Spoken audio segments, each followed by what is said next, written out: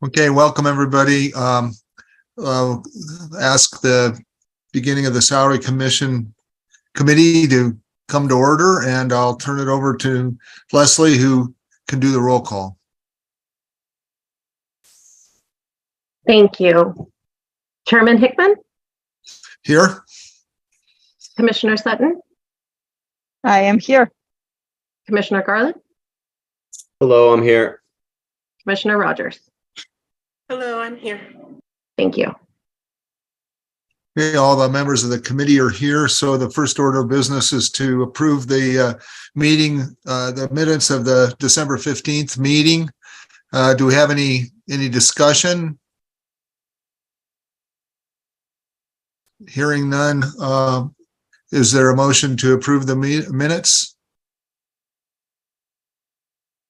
I will motion to approve the minutes. I will second. Okay, it's been moved and seconded. Any other discussion? Okay, then let's vote. All those in favor indicate. Okay, it looks unanimous. So the minutes from December 15th are approved. And the next item is some time set aside for general public comments. I don't know if we have anyone in the waiting room or no one. We do not. Okay. Well, then let's move on to the discussion of the core of the meeting was to discuss the information that we are going to be soliciting to help us make judgments regarding the salaries of the mayor and the city council. And Leslie and Nicole had put together some information, and looks like the first item is to take a look at the cities that we listed as potential benchmarks. And I think maybe there's a presentation with some information there. Yes, sir. Yes, Chair Hickman. If I could touch on the last agenda item, a crucial element of this whole process is soliciting input from citizens of Albuquerque, and we have had quite a difficult time getting the word out. We've reached out to local media. We put the information on our website. I know in the past, some commissions have elected to draft a press release, and some have actually sat and had interviews with the local media.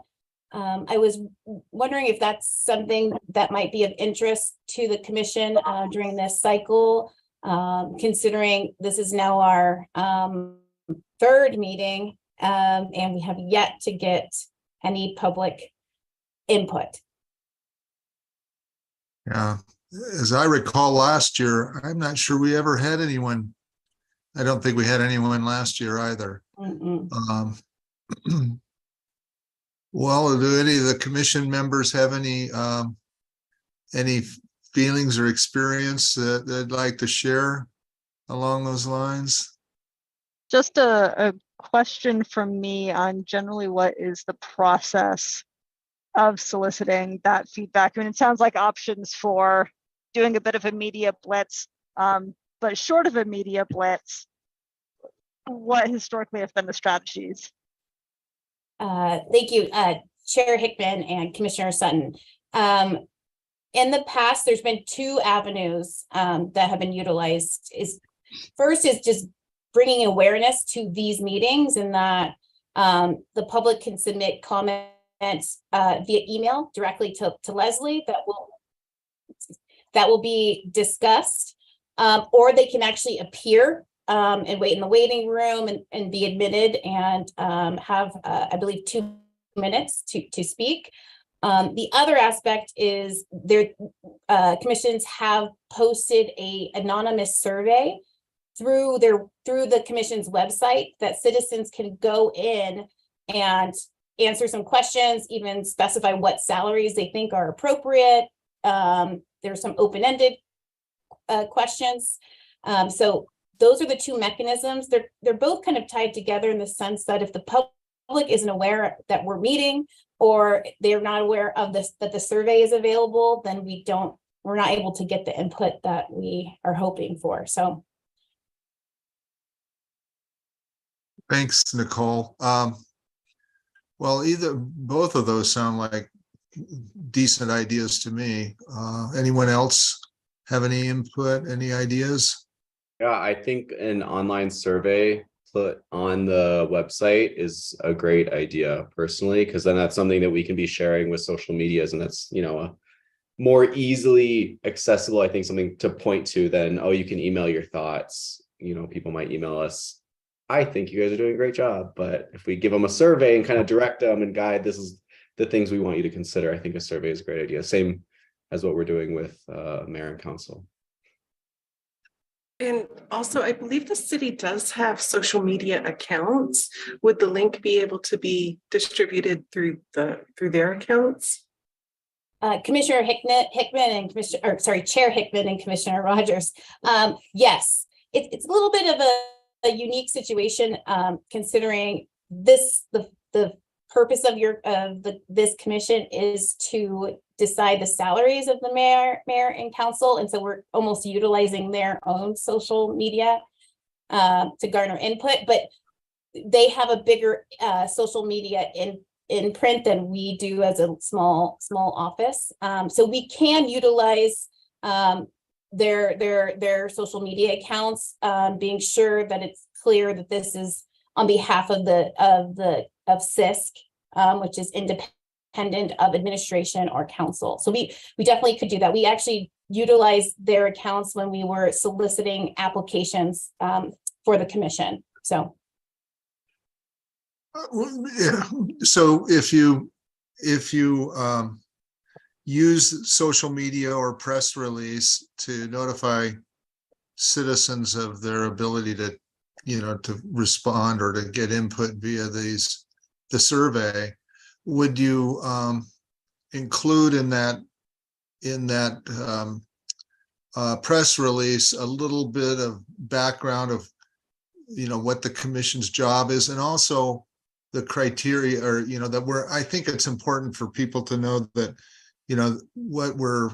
our objective is to have a fair salary given the duties and the responsibilities, and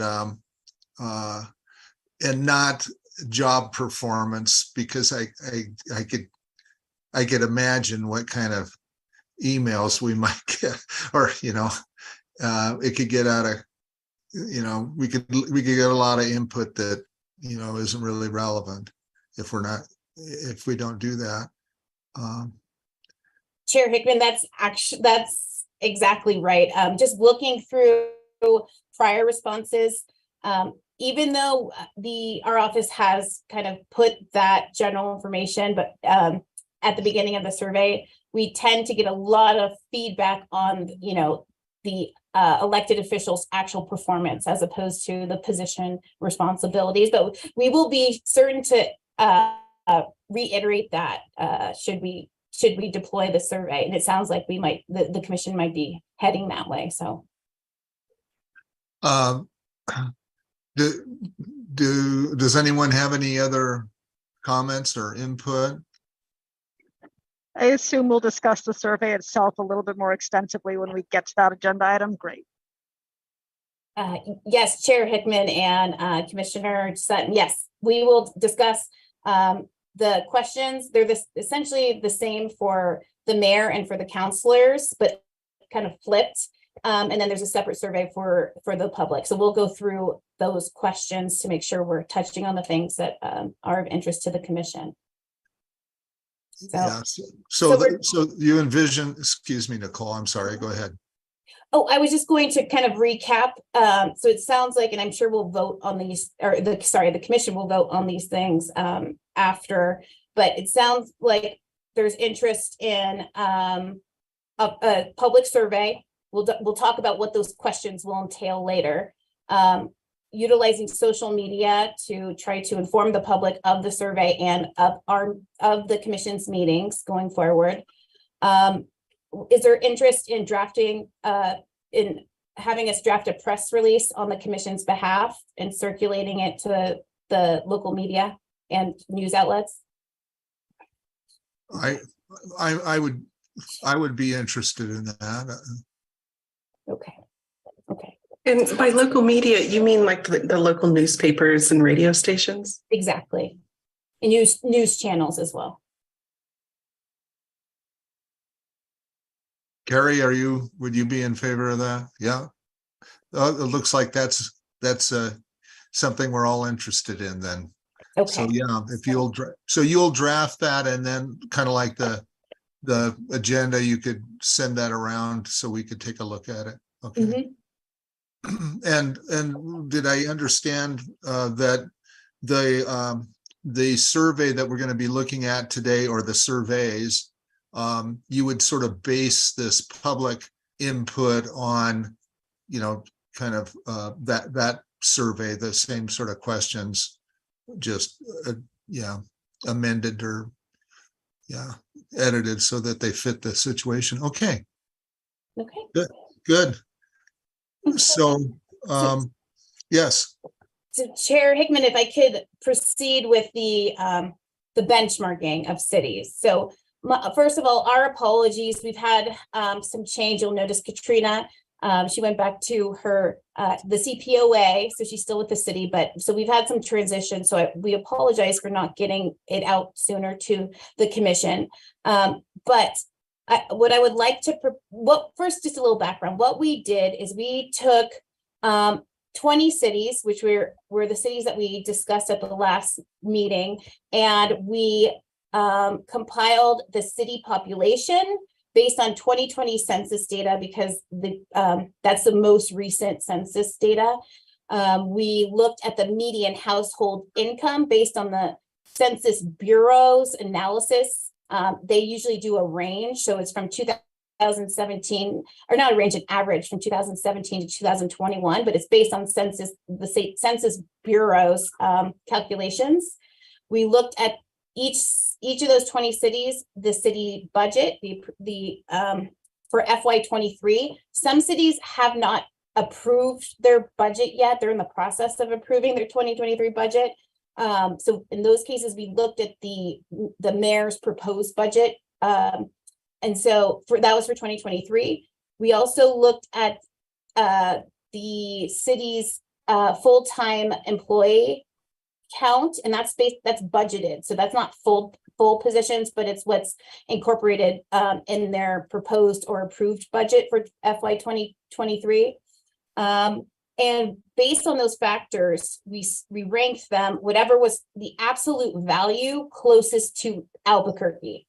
And based on those, the listing that was included in the agenda, there would be a slight change to that. Essentially, Memphis, Tennessee, and Salt Lake City would be dropped, as their scoring was not the top 10. And in substitute of those, it would be Louisville and Little Rock. So we would have those 10 cities, plus the commission did request to include, I think, Santa Fe and Las Cruces as well, just to kind of gauge what the average numbers would look like within the state of New Mexico. So we would have essentially 12 cities, 10 based on what is truly comparable, and then these other 2 local cities kind of as a baseline. Excuse me. Did all these cities that were comparables have the same form of government and part-time city councils? So we can, Chair Hickman, we can answer the first part. No, not every one of those 10 cities has a mayor council structure. Most do. For instance, Milwaukee has what they call a common council, and forgive me that we need to further understand the distinction between a city council and a common council, and if there's different authorities between the two. There is some cities do have the council manager structure. So, and then Little Rock actually has a mayor and board of directors, which from my initial understanding is operates very similar to council as a legislative body of the city. But we would need a bit more time to really kind of dive down to really understand if there's any other distinctions between board of directors and city councilors. And the other part of your question, Chair Hickman, is we need a bit of, if these are the 10 cities, we would need a bit of time to research whether the councilors are full-time, or I guess the legislative or the other branch of government beyond the mayor are full-time or part-time positions, because that some of that information is not readily available as it is for Albuquerque. So like if you were to look at the city of Albuquerque's budget, it doesn't, to my knowledge, it doesn't actually explicitly state that city councilors are part-time, are considered part-time positions. I'm not terribly familiar with the, with the forms of city government.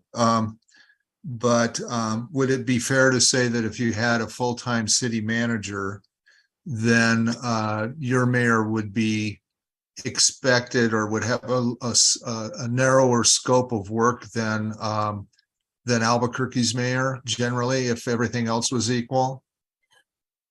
Chair Hickman, so every city operates a bit uniquely. I know for the city of Albuquerque, we have a chief administrative officer, which has very similar responsibilities as a city manager, and that's a full-time position. But I think every city may be unique, and that would be part of our in-depth analysis, is to really kind of understand, what that's not just the type of structure, but really what the responsibilities within those positions entails. Well, Oh, excuse me, Chair Hickman, I think Commissioner Sutton's hand has been up. yeah, Carrie, I'm sorry.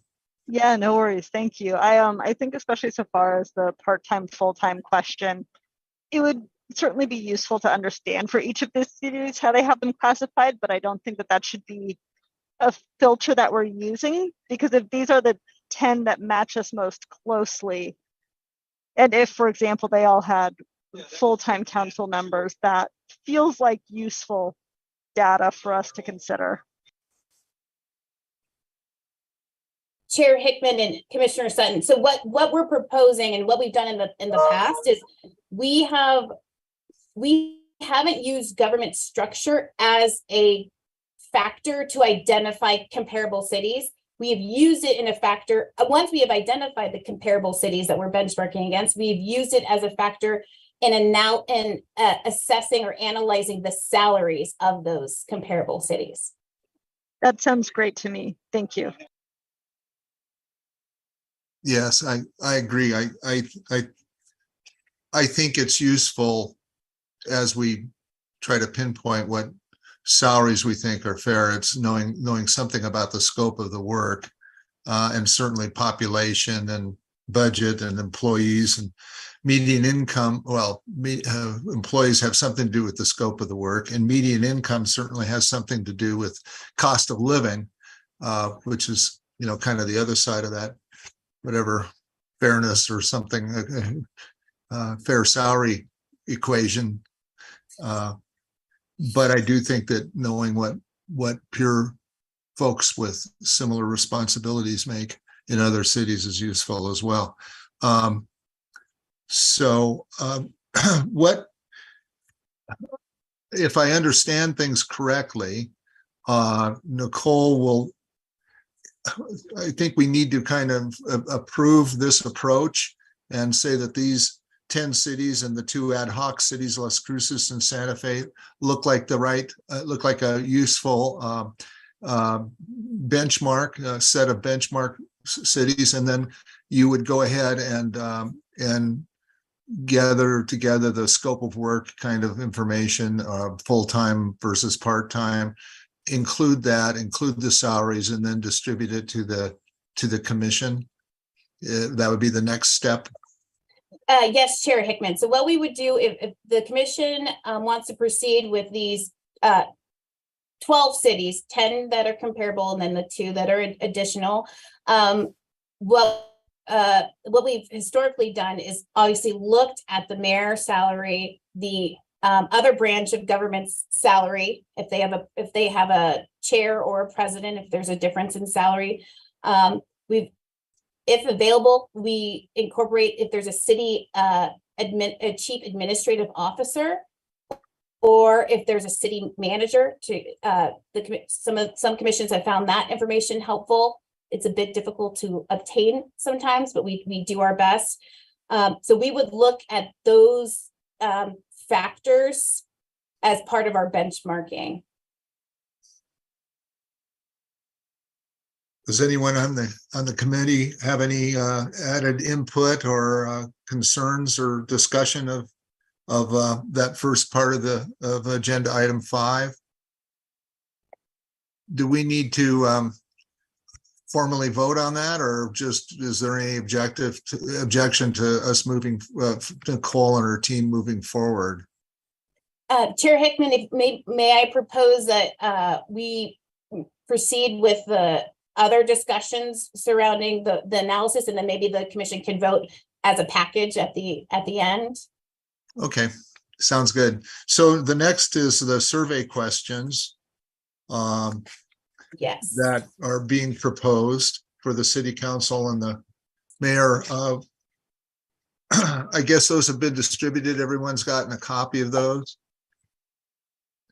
Do we want to put them up and share the screen? Or how do we want to do this? I'd be happy to, Chair Hickman. If Leslie, do you mind enabling? Yes, give me one moment. Okay, you should be able to share now. Still coming up as disabled.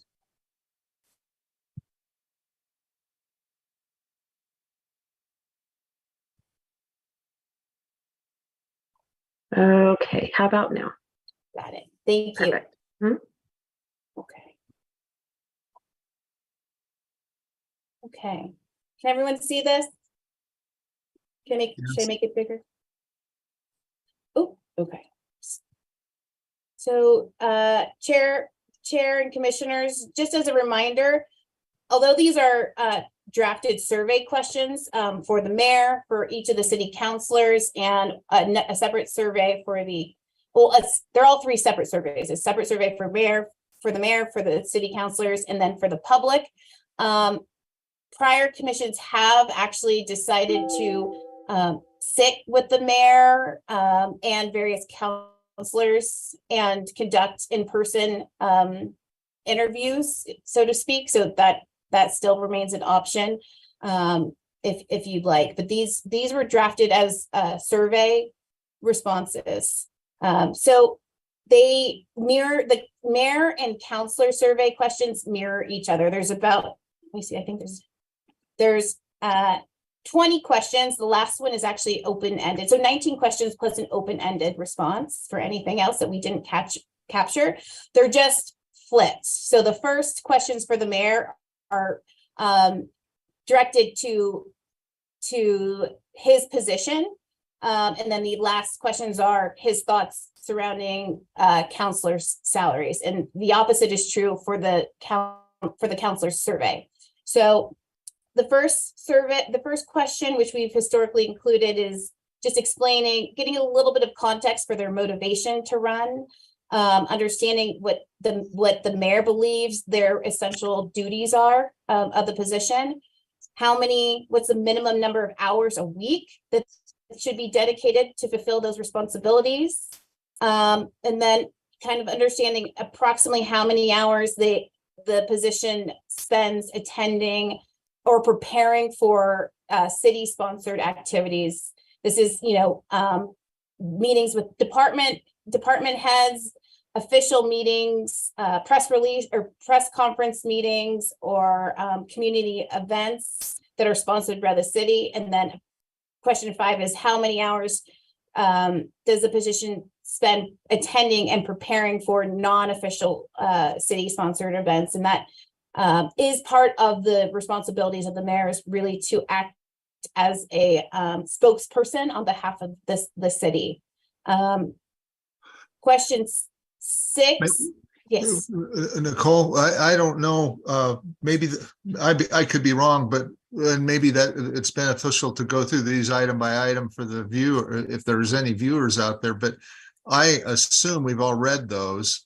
And I wonder if we could just move on to discussion, if anyone has any discussion about any particular question, rather than, maybe I'm wrong. I'm just thinking about in terms of efficiency. I don't know if we really need to go through. I made little notes on a couple of questions I have questions about, but I'm happy to defer to going through them. Anybody in the committee have any input that one way or another? I would also be happy to hop right into discussion, and especially if we can still have them on screen to kind of reference the exact language of the one that we're talking about. Okay. But I'm on board for jumping in. Molly, how do you feel? If that's okay, then I would open it up to any. I'll start. How's that? And that way we'll get and I'm going to start with question 1. And maybe I'm just wrong about this, and I'm happy to defer. But what motivated you to run for mayor? I hate to say it, but that sounds to me, that's kind of a throwaway political question. I think we're going to get a lot of, to serve the community. I mean, Carrie, you have some input there? Yeah, I had the same thought, what's actionable with this information? I mean, even if, the mayor was like, I ran for mayor to roll around in bathtubs full of money with my great salary. Okay, what's actionable with that? It's something that I think would have a lot more value if we were sitting down in person. So it would be a nice rapport building question. But if we're administering the survey in written format, I agree that it doesn't have a ton of value for the information we're seeking. Yes, that's my feeling as well. And having, respecting the mayor and the councilors' time as well. They got to type up something and, Well, and I feel like if we want to know, did the salary influence your decision, we should ask that. And I think we do. I think that's asked later on. The important question: do you think? I can't remember what number it is, but it's asked. I think it's number 11, 11 or 10. Established for the mayor, present barriers. And I thought 9 was actually my second question. I was going to say, I don't know if we really need that. But 10, I thought was struck at the heart of what I perceived the usefulness of questions like 1 and 9 being. 10 says, do you think that the salary's too low and it's dissuading folks from running? That's the key to me. So I'm not wild about question 1 or 9. Chair I'm Hickman, my apologies. Sorry, I was just going to say, I'm actually more on board for question 9. It is similar to question 10, but there is a little bit of nuance there. And I see a lot more value to 9. Chair Hickman and Commissioner Sutton. So the reason 9 was included is because these questions mirror the counselor's questions. And commissions in the past have felt that question was valuable in their understanding of or assessing the counselor's salary. We don't have to have the questions to be identical. so we could remove this from the mayor's survey and then keep it, if the commission decides they'd like to keep it for the counselors, we can definitely do that as well. I'd prefer to leave question 9 and just lose question 1. You know, because like I'm nosy like that, and I do want to know if the salary affects their decision. To be Okay. fair, I'd like to add that, you know, we're asking people who have decided to run, right? And so we're pulling from a population who's clearly determined that it's in their interest. So to me, it might be better just to leave, or I don't remember all the questions, but make sure that that's in the citizens kind of survey. But then going back to making sure mayor and council, I think having a mirrored survey for mayor and council is still the best decision. I think any changes we make to the mayor's one, we should also do the councils, in my opinion, at this point, at least. Harry? Thank you. Yeah, and I do like that symmetry between them. And for what it's worth, I made the same note on the counselor survey for the first question. Like, it's useful for in-person rapport building, but I don't think would impact our decisions here. Okay, so it sounds like folks like question 9. I'm just trying to imagine, like you were mentioning, I think Carrie mentioned actionable information that I don't know what they're going to tell us in 9 that's useful, but maybe so. Well, since I'm going through my list, so I think we kind of seem to have a quorum on question 1. We don't really need it. Keep question 9. How about 14? And then I'm done with my list. 14. I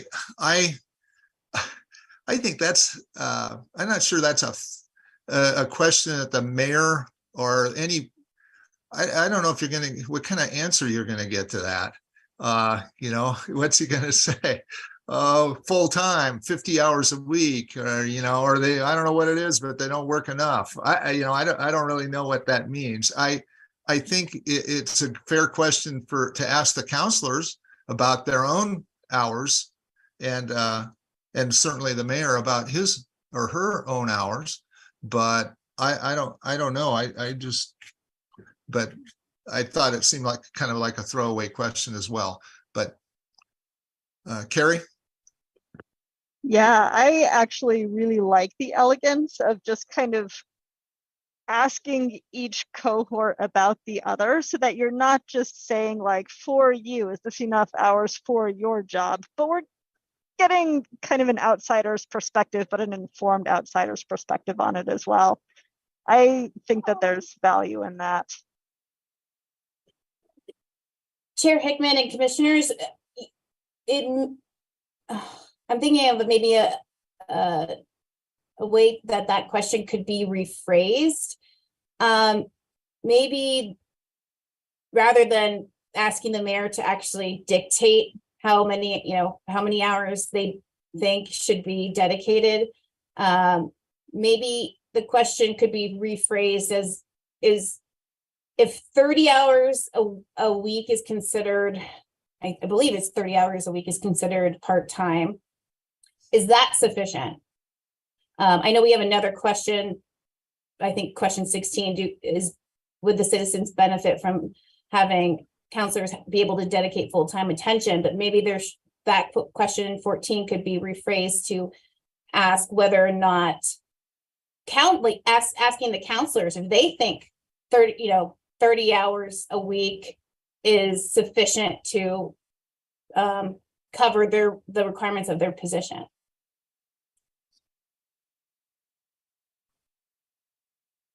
Anyone have any, Michael?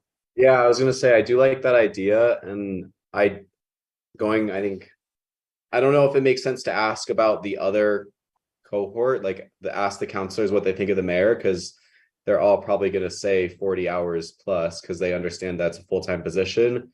And going the reverse, the mayor is just one opinion, and so he's probably just going to say, we're going to get one number from him that I don't think is really that valuable. I think that pushing that again to the citizens would be more valuable for our purposes, at least. I think that's not a bad suggestion, Michael, is whether we use it in this survey to the mayor himself or not. Having it included in the public survey certainly seems like a good idea. And I think that, as you say, you got a little larger sample size if you talk to the counselors about the mayor in some ways, But again, I think all the counselors understand that the mayor's position is expectation of full-time, plus. So Right. Carrie? Michael, I'm with you on it feeling a bit flawed that, from the mayor, we only get one data point about all of the city councilors. I'm not positive that just tossing it out to the public is going to give us a comprehensive understanding either. It feels like there's a lot of potential for like, what the hell do they do anyways?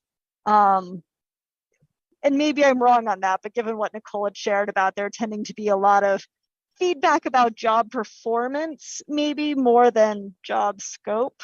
I'd like to see if we can find some data from some source that's a bit more tuned into the ins and outs of the job. And maybe that's the mayor, maybe it's the councils themselves, maybe there's another source that we're not thinking of here. Chair Hickman and Commissioner Sutton, the survey could be expanded to include feedback from the council services director, as well as the chief administrative officer, who work very closely with, the mayor and with each of the councilors. That seems like an excellent idea to me. And Commissioner, so what we could do rather than try to wait for the next meeting is basically we would take whatever the agreed upon questions are, we would just obviously generalize them for both the mayor and for city councilors, and when we send it to the CAO and to the director of council services. Can I ask something? So we're asking the mayor about the city councilors and the city councilors about the mayor's compensation for their jobs.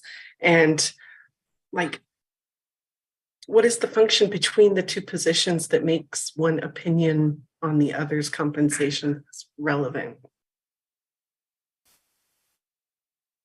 Chair Hickman and Commissioner Rogers, I think ultimately that's for the commission to decide. I think historically it's more information, the better. Not that the responses dictate the commission's ultimate salary determination, but it helps frame or helps the commission to better understand truly what is required of these positions and what the compensation range should be.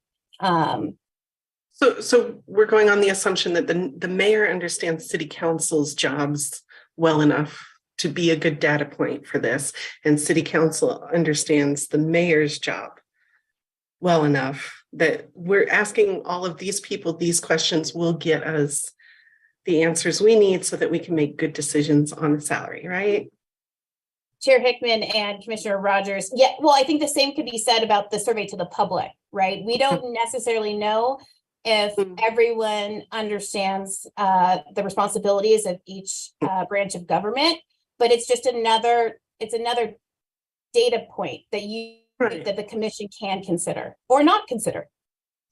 Okay, and then, oh, hold on, before I let go, I do think that 14 and 16 could be blended into one super question instead of two. Okay, 14 and 16? Mm-hmm. Okay, just 1 second. And commissioners, so it sounds like either 14 is going to be removed or kind of be incorporated somehow into 16. Is that what I'm hearing? Okay, so let's talk about 14 and 16, if that's okay, Chair Hickman.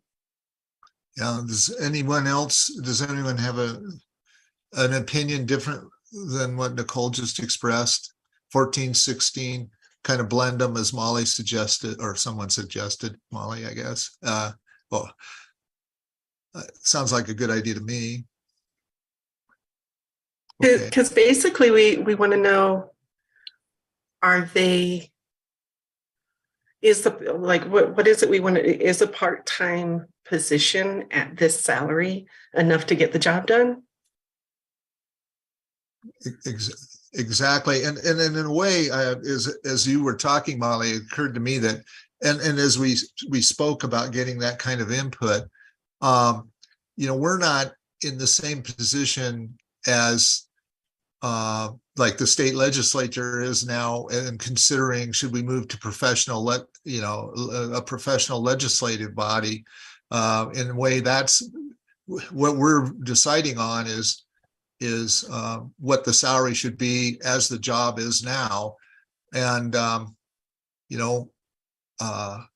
it is useful to know if the mayor's putting in 60 hours a week, I suppose, but they probably all do.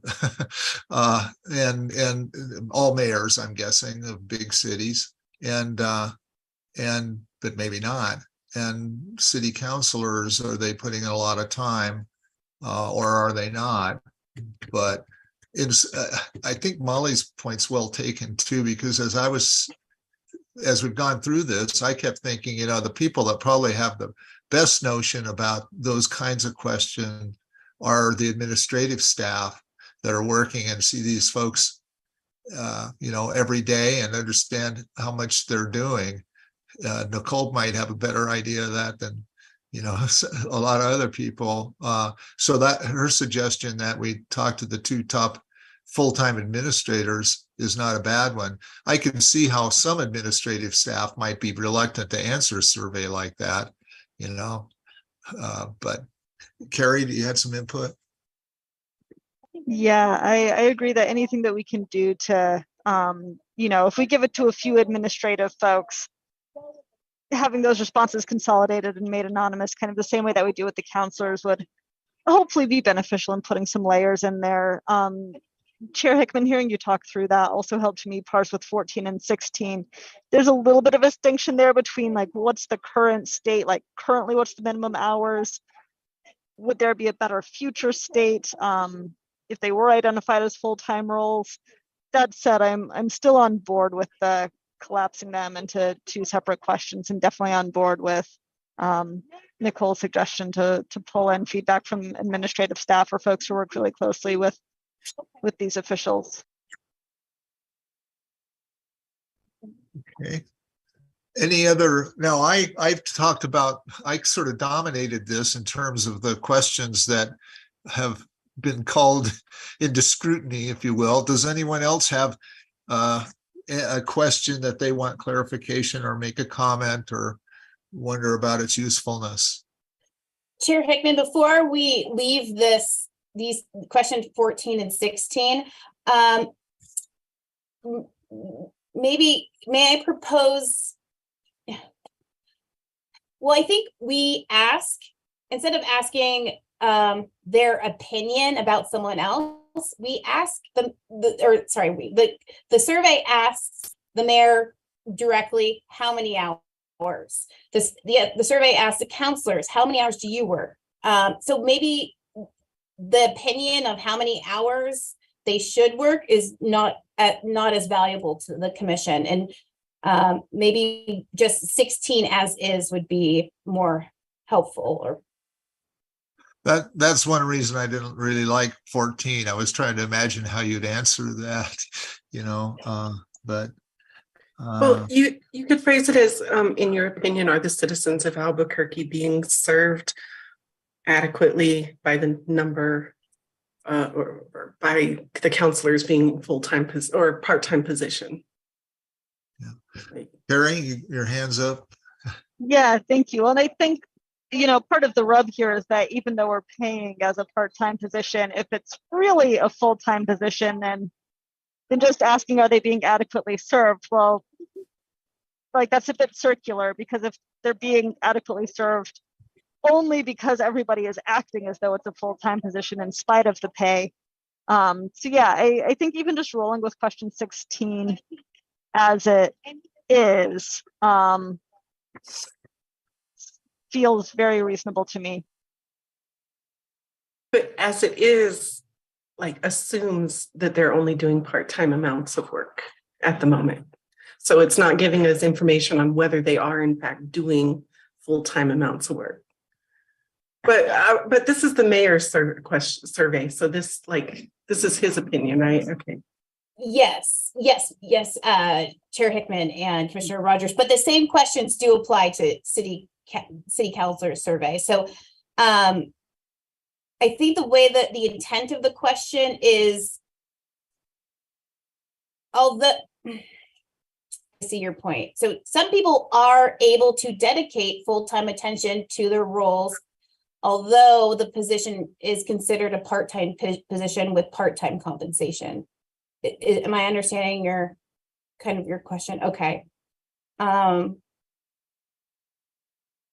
Should we add like assuming city council members were only dedicating, the 30 hours a week or 20 hours a week or whatever we want to say part-time, would citizens be adequately served at that hour, at that? I'm having trouble wrapping my head around how that information is going to help us decide how much to pay them. Do we say, well, they wouldn't be adequately, they're all working full time. I'm just making up a hypothetical. Let's say they go, well, yeah, I put in 40 to 50 hours a week as a city councilor. And it would be, and they would be more, it should be a full-time job basically. And does that affect our decision? It certainly would if it was on the low end. I mean, question 5 asks them directly how much time they're putting in. I don't know. I'm just trying to decide whether that's useful for me as a decision maker. I guess you could just leave it in and then we can decide whether it seems useful or not. Well, and especially here, we're only asking the mayor's opinion of the number of hours that city council works. Yeah. So like what aspect of the mayor's opinion is truly relevant to the number of hours that are being worked compared to how many hours are being compensated?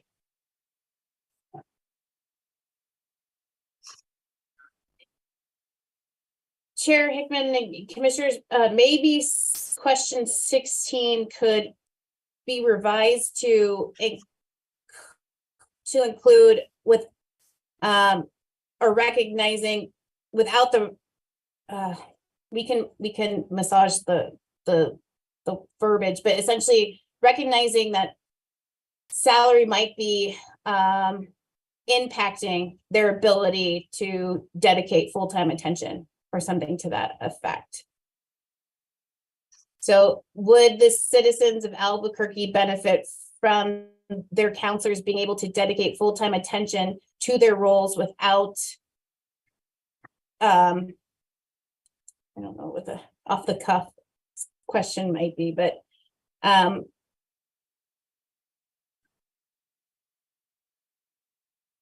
being able to dedicate full-time attention to their roles. Well, I almost wonder, about a question we're asking. I'm trying to think this through. We're asking the mayor about the counselors about the mayor. It's not such a big issue the other way because he is being paid full time. But the mayor or these other individuals about the counselor, it's sort of like, do you think that do you think the compensation's fair for the work that they're putting in? That's kind of what. That's question 15. Yeah. So. Yeah, that's 15. Yeah. Do we want to know if the mayor thinks that the current part-time salary position is giving city councilors enough time to do their work?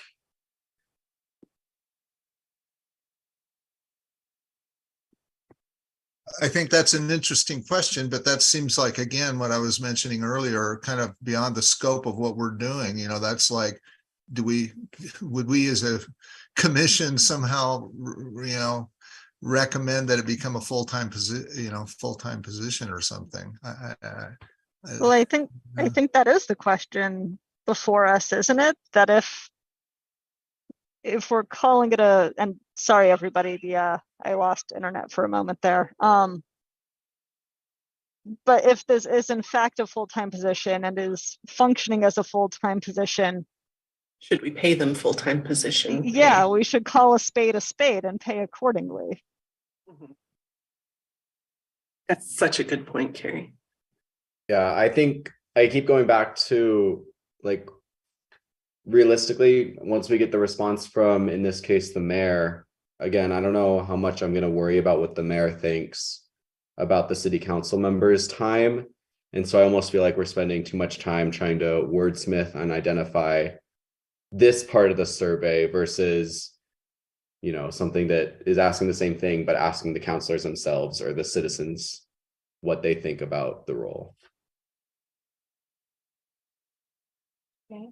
Well, Chair Hickman, commissioners, maybe we just for now drop 14 and keep 16 as it is, and the commission can consider the response, the mayor's opinion about if that would be beneficial, or if the commission can elect not to.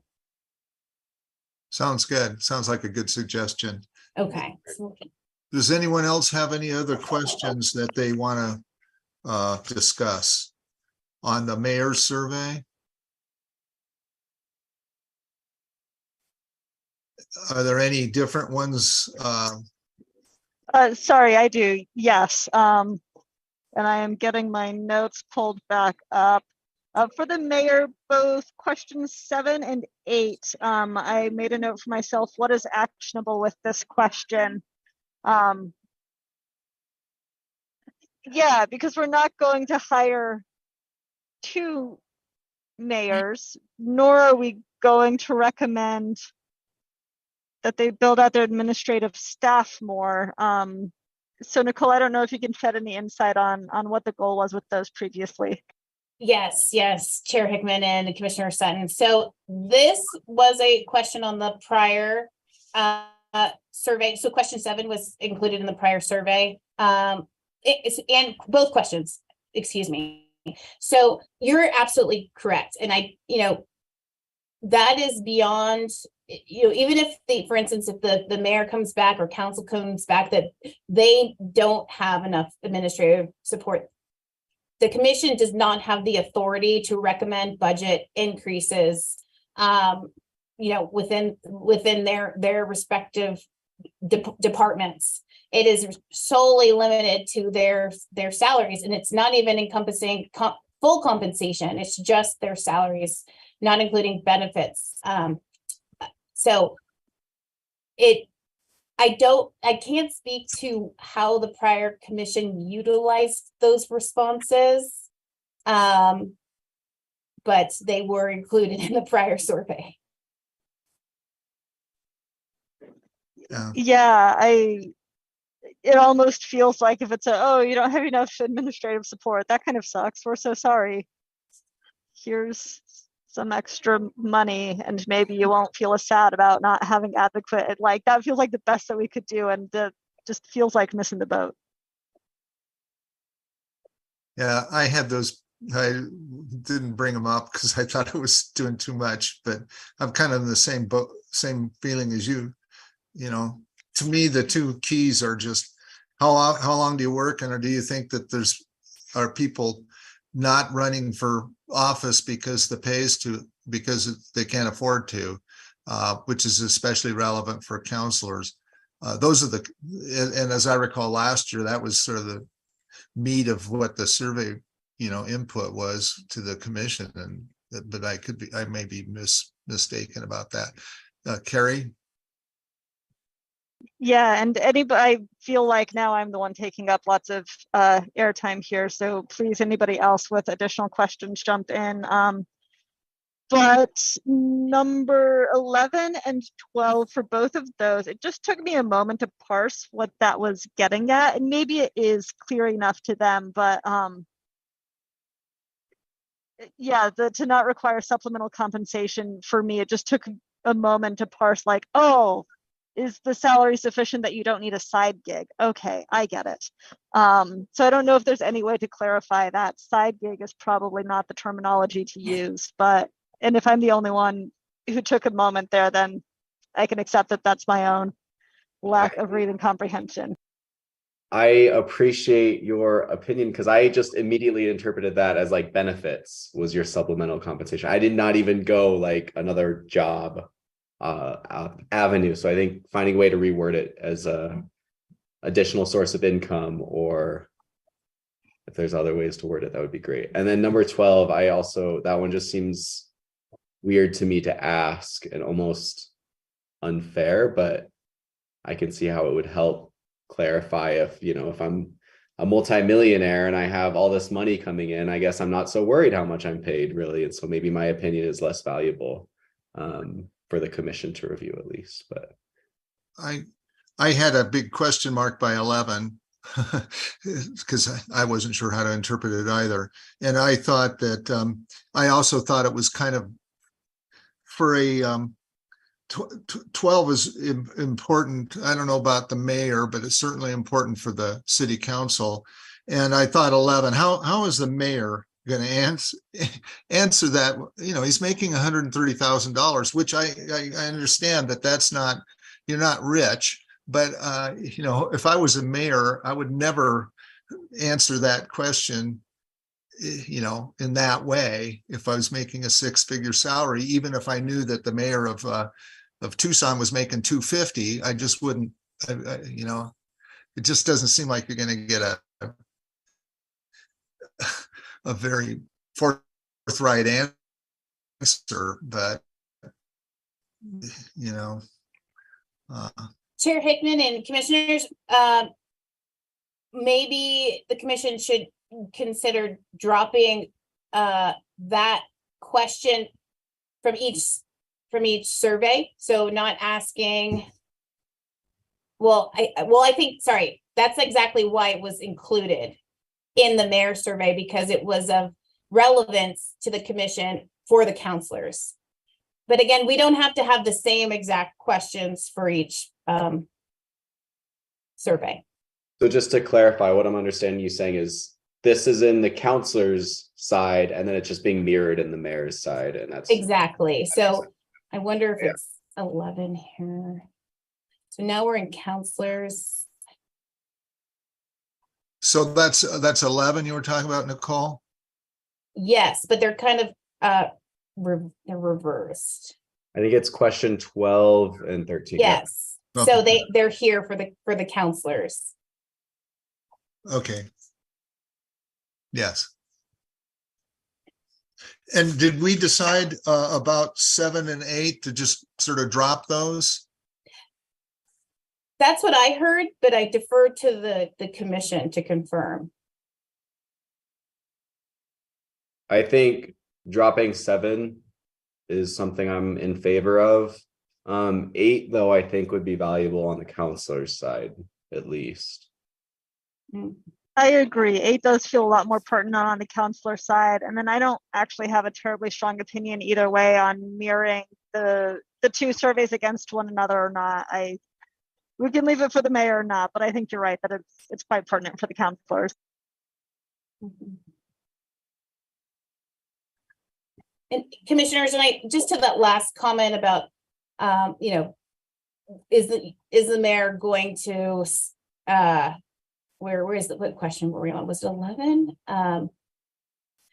We were on 7 and 8.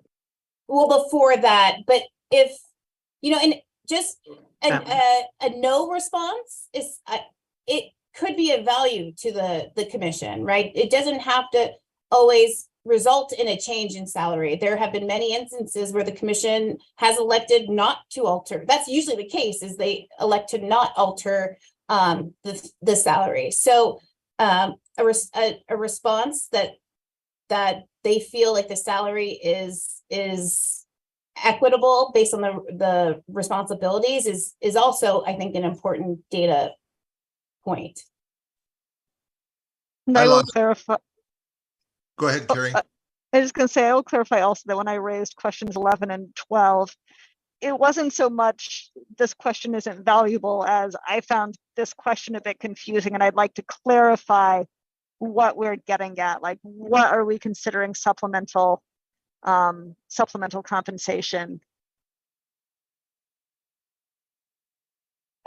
Chair Hickman and Commissioner Sutton. So we can revise 11 based on Commissioner Garland's suggestion, just to say additional sources of income rather than supplemental compensation, if that makes it clearer.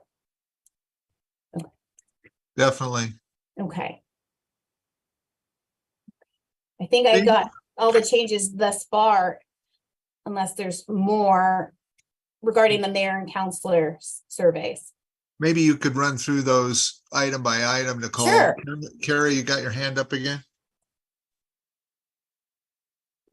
I do, and this is actually my last comment. It was 17 for the mayor, and then I'm assuming on the councilors also. Oh yeah, I said what is actionable with this question, but I think we might have already. Oh, that's the mirrored question. So same thing, just on the other side. I don't think there's anything actionable that we can do with that. Agreed.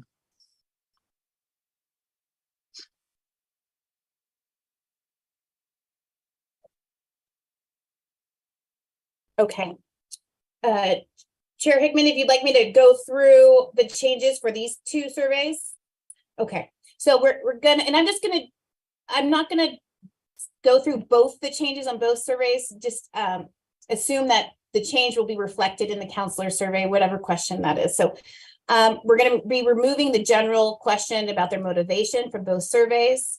We're keeping essential duties, is my understanding. Question 9, and we'll make sure we get to this, will be included in the the survey to the public, but we'll talk about that a bit more in the next one.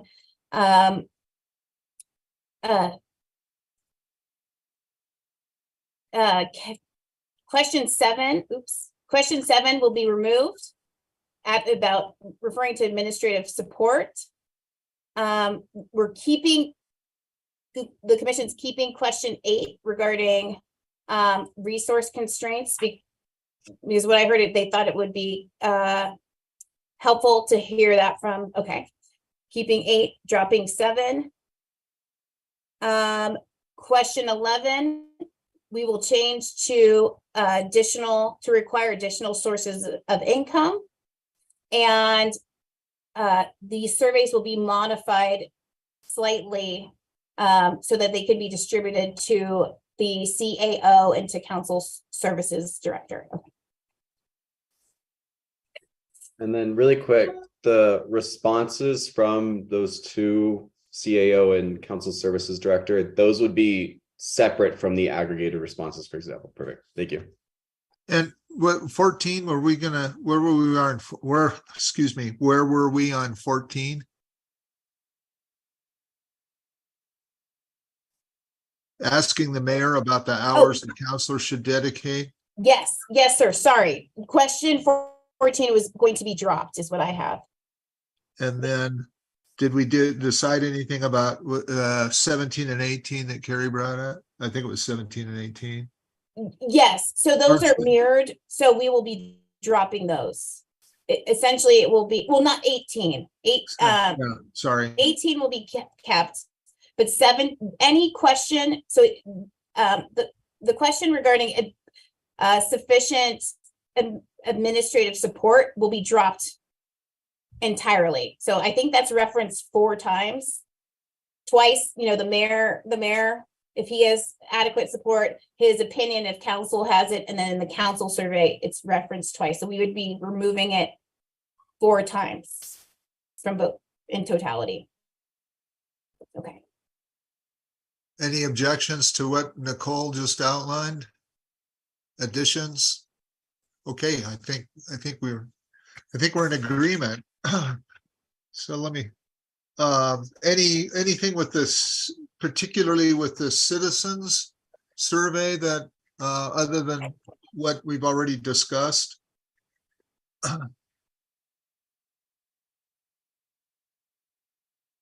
Now I got too many papers. I've lost the, okay, there we go. The agenda. I think that ends agenda item 5. Well, I think Commissioner Sutton has her hand raised. Oh, okay, yes, sorry. Yeah, no worries. I'm going wild with the hand raise reaction emoji here. So a couple of thoughts that I had for the citizen survey for both questions 1 and 8. Wow, like we're coming right out of it with the salary question, which I think makes sense. And then my notes for questions 2 to 4, as well as 9 to 11. Fully recognizing that the mayor is ultimately accountable to the citizens, and same with the counselors. I'm not sure that citizens are going to have a ton of insight into how the responsibilities for the mayor have changed over the years. Maybe they will, and I do feel much better knowing that we're going to get that perspective from staff that work very closely with them on that. Yeah, I don't know. I'm very open to being talked down from this, but I'm just curious what insights we're expecting to get with this question. I'd love to discuss question number 2 and then the corresponding one for, was that number 9? I think that asking for a number from people is going to be kind of hard pressing them. I'd rather ask, like, what should we consider? Recognizing, I see 132,000. I'm like, all right, off the top of my head, what do I think that the mayor should be making? Well, I don't know. There's a whole commission set up to decide that for the job. So I think that I would rather rephrase that to say, what additional considerations, or what considerations should go into deciding that would be a better use of time. And then I do think that question number 3 and 10, asking about their responsibilities, is still just a good idea to get a sense of, do we think that the citizens think that the job's gotten more difficult? For example, with COVID, I think that there's been a huge change personally in the amount of work that they've probably put in, but I don't know. Who knows?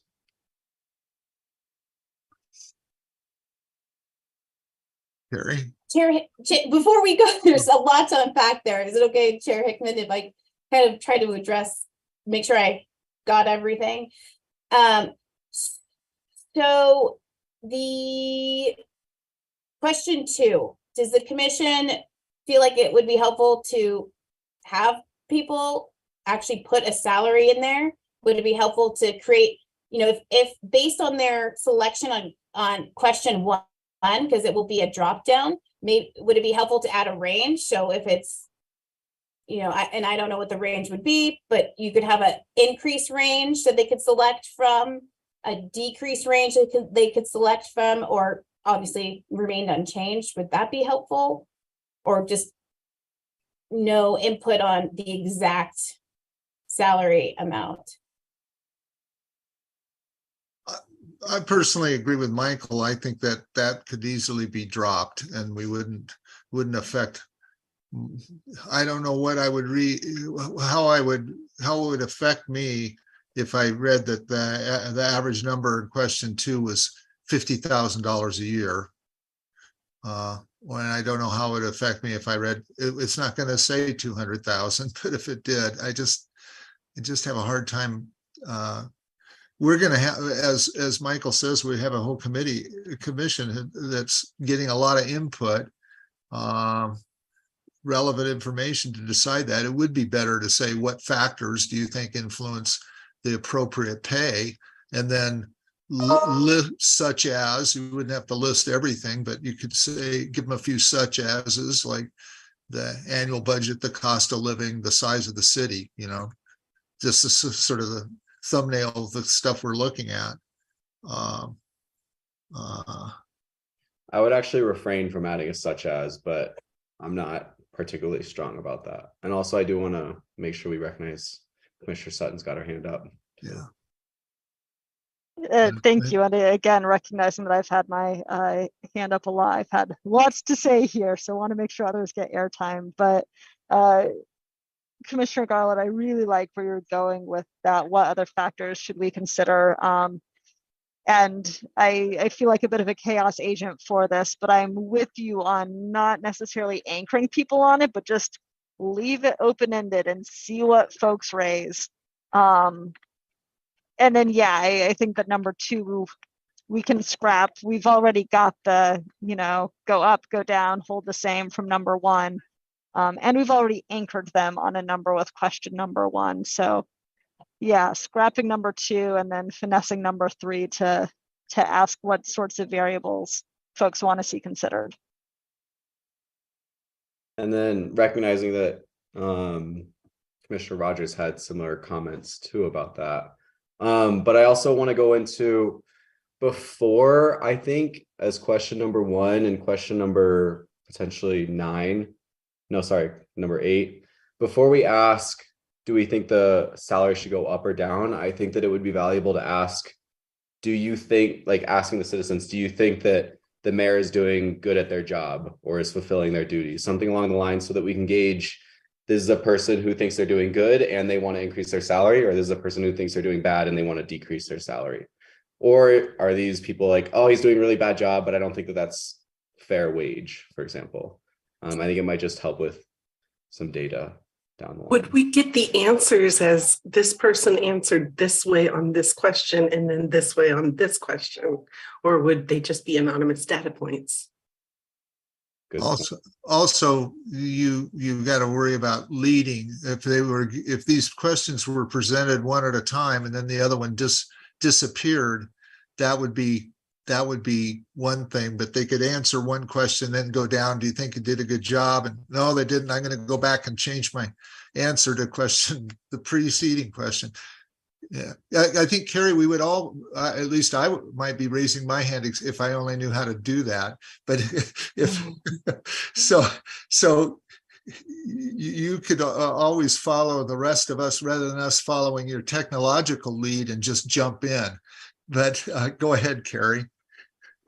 No, I appreciate that. I'm just afraid if I jumped in, it would be, 2 hours of me yelling my opinion. So happy to kind of have some forced timeouts to give other folks a chance here. Chair Hickman, I'm so with you on not wanting to anchor people on it necessarily, but I do think this is probably too much of a statistical heavy lift, but if there was any way that we could do some like norming or controlling for like, this person thought job performance is terrible and this person thought it was great, and put that question at the very end. But again, like that's really getting into some beefy statistical analysis, probably more than we want to ask Nicole's team to tangle with. Chair Hickman and Commissioner Sutton. So to two of those points. So first, let me jump to Commissioner Rogers, and maybe Leslie, you can help on this one. These are meant for the public. They're meant to be anonymous surveys. And Leslie, are the responses reported back to us in aggregate, or are we able to see, even though we don't know who submitted it, are we able to see one individual's complete submittal? Correct. Any person that's okay, so we can see, that.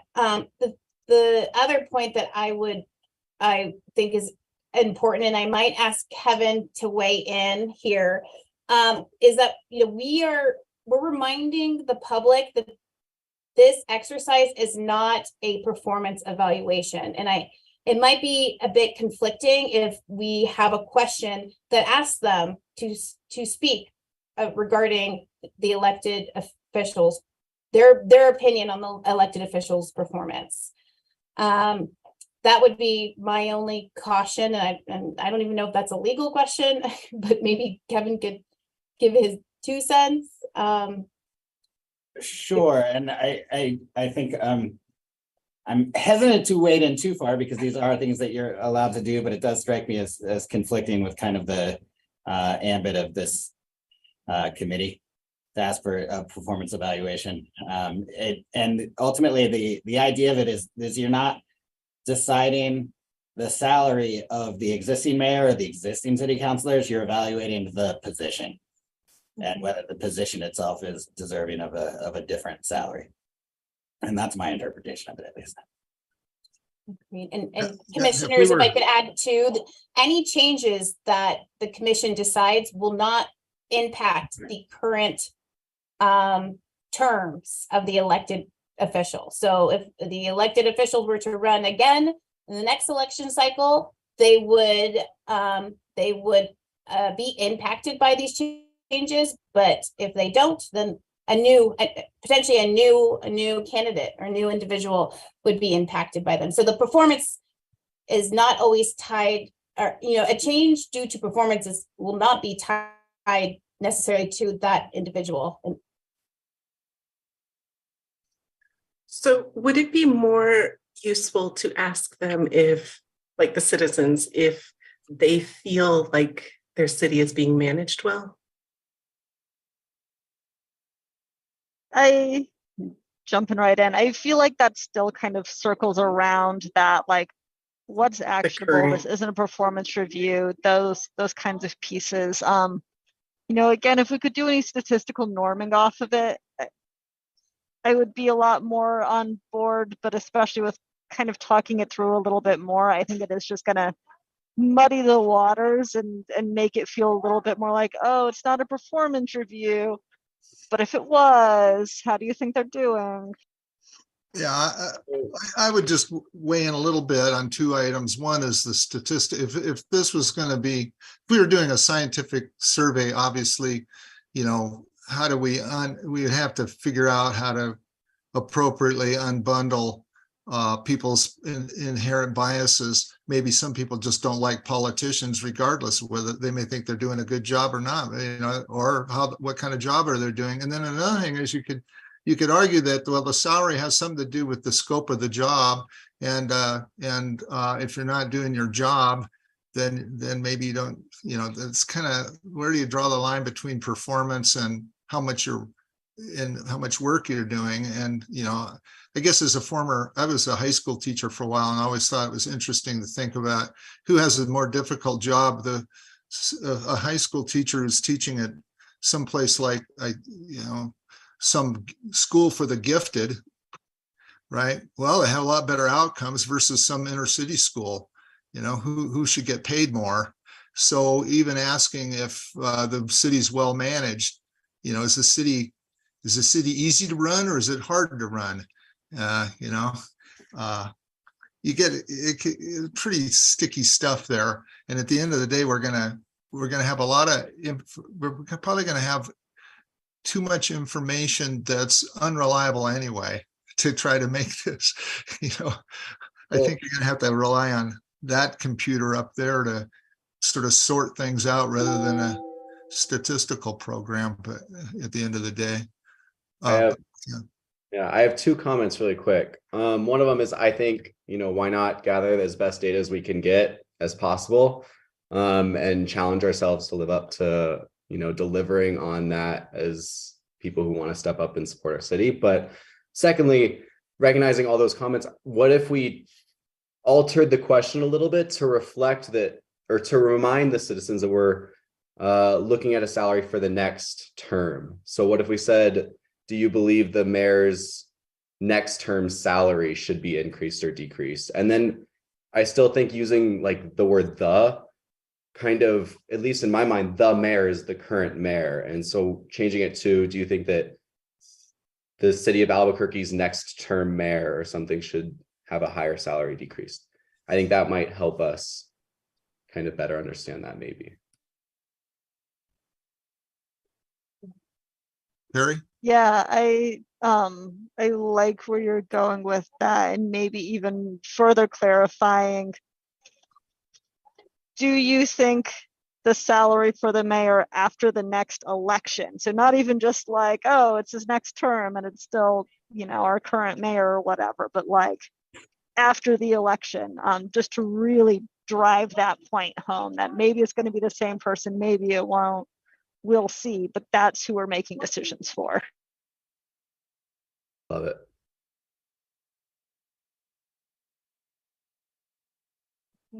So commissioners, what I'm hearing is we're dropping 2, altering 3 to make it less about the person and emphasize more about the position. So do you feel that the responsibilities of the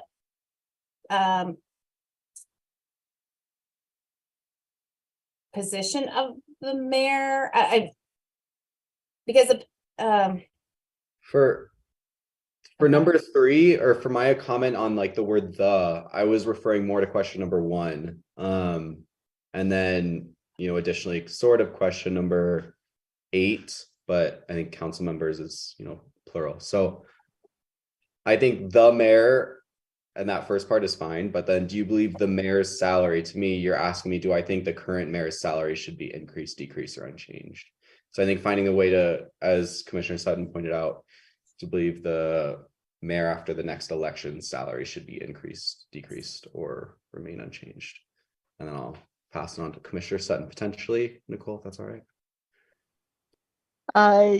Yeah, for question 3, my understanding of our conversation is that question would change to be, what considerations would you like to see, or what considerations do you think should be weighed in setting the mayor's salary? Something to solicit feedback on what kinds of variables do you want us to think about, more than specifically asking citizens about the responsibilities. Okay. Chair Hickman and Commissioner. So question 1 would be changed to emphasize in the next election cycle. 2 is removed. 3 will be totally changed, basically to solicit other factors that the commission should consider that are relevant to determining a salary. And 4 will be dropped based on our, okay. I think I got it all. 9, far. I think 9 was going to be dropped also. Yeah, okay. Yeah, I think the second half is just the mirrored kind of version. Yeah, just mirroring all of those changes with Mhm. regards to the counselors. Okay. Okay. Any further discussion on the surveys? Did we want to put in the question and phrase it like, do you, never mind, my train of thought crashed off of a bridge into a ravine. It's on fire. I'm sorry. It's gone. No worries. Do we want to split question 8 to separate between the council members and the council president, considering they're 2 different salaries, and someone might think that they should be paid the same, or council president should be doubled and everyone else did the same?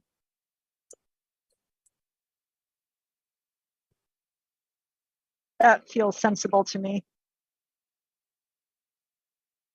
Okay. Sounds good, Michael. Okay, any other comments, suggestions? Okay, let's, item 6 is to vote on approving the analysis as we've amended the questionnaire and the discussion to move forward with that. Is that appropriate, Nicole? Is that what we do next? Yes, Chair Hickman, but if I might add, we plan, as we always do, for the commission's consideration, just the other census data and the cost of living information. I just want to make sure that is agreeable to the commission to continue to include that information going forward. I think so. Any other discussion or comments, suggestions before we vote? Okay, all in favor of moving forward with the analysis as we've sort of outlined it? Aye.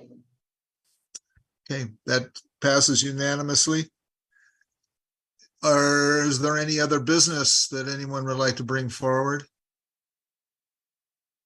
Chair Hickman, the commission's next meeting is scheduled for February 12th. It's February 2nd.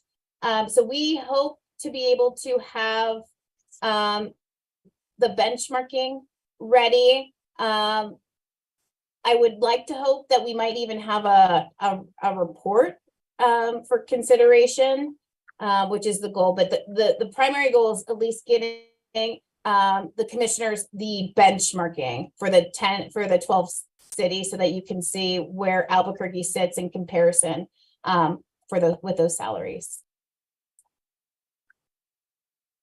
And is the commission okay? I know we're about to vote. Well, why don't we vote or why doesn't the commission consider voting on the analysis, and then we might need one more vote if we can go ahead or maybe as part of that vote, if you'd like us to go ahead and deploy all the surveys so that we could have the results ready for the commission at the next meeting. Would it be possible to, after you draft it, just to send it around as you do with an agenda, that or the minutes from the meeting, that we can give some feedback on, just to be sure that everything was the way that, I don't know if I know we've got this funny business about public versus private, and Sure. There comes Kevin, Chair. I know, I appreciate it, Mr. Chair. I am jumping back on because it would be inappropriate to circulate things and then make comments on it. You are a public board and commission, and doing so would be a significant risk of creating a rolling quorum. So if you would like to see a finalized version, I would suggest either that the board itself could delegate a person to just check the work of Ms. Kelly, or that it should be something that should be considered at a future meeting. Carrie? Having kind of rolled through that review of everything together, I would feel confident in going ahead and deploying the survey as is. I see some heads nodding, so I would feel comfortable moving forward with that vote proposal motion. Chair Hickman and commissioners, I would be happy to, in the interest of not creating a rolling forum, making these changes and sending them to the chair just for one last review, if that would make the commission more comfortable. It's not that important. I just wanted everybody to feel comfortable about it. I trust you're going to look at it carefully. So that's fine with me. Okay, I think, so do we need to vote on that? Should we, the proposal is that Nicole deploy the survey after she's written it per the comments and suggestions and that we agreed on and voted and approved. Sure.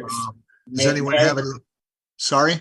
I apologize. May I interrupt, Chair, just to make sure we're set procedurally? And I believe I heard this, but I think it would be appropriate to separate these things into two motions and votes. So one motion fully, and I apologize if I missed it, but just one motion that would just approve of the changes to the proposed survey as discussed. And then if that is approved, then a subsequent motion to have that survey deployed. Now, I thought we did that. Sorry, I got mixed up, but when you bring up two different issues, they need two different votes. So if we've already approved the questions, then it would just be a vote to send out the survey. We can certainly do it again. I probably didn't state it formally enough. So does anyone have, would anyone like to move that we approve the survey as per the discussions and the outline that Nicole gave? We'll do this formally. Do I hear a motion to Motion to move it? approve the survey as we Is there have a sec- discussed today. Is there a second? I second it. Okay, all in favor? Aye. Yeah, okay, that's unanimously approved. Do I hear a motion that we approve Nicole in sending out the survey once she's drafted it per the previous vote? Is Motion to deploy the survey. anyone- seconds? I second. Okay, it's been moved in second. Discussion? No? Vote? Approved. Okay, I think that's it. Any other business? One last question, Chair. Should we, in the event that there's a request for comment or interview, is there anyone from the commission that would be, that I should refer the inquiry to? Now, how about Carrie? She, Chair, I'm happy to, our office will field any questions regarding the commission's authority, the timeline. But sometimes the media has liked to sit with one of the commissioners, so. I mean, yeah, I'm not opposed to doing it either. Think that if we're all welcome and open to it, but yeah, So let- what we'll do, oh, sorry, Chair. Michael sounds like he's putting his foot in it, so let's not let him take it out. I just want to clarify that I feel that we're all in this together, and I am not opposed to doing it. But again, I think it would be Well, Chair Hickman and Commissioners, should we get an inquiry? Leslie will email the entire commission and whoever is available, we can, okay. Sounds good. Sounds good. Yeah, let's kick that can right on down the road. Okay, any other business, old or new? Hearing none, I adjourn the meeting. Do we have to vote to adjourn too? No, No. no. sir. Okay, Okay. the meeting Thank you is all again, and we will see you at 4:30 on the 2nd. perfect. Adios. Thank you all so much. Have a good afternoon. Everybody You have a as good well. day. Bye-bye. Happy New Year. Bye. Yeah. Happy New Year.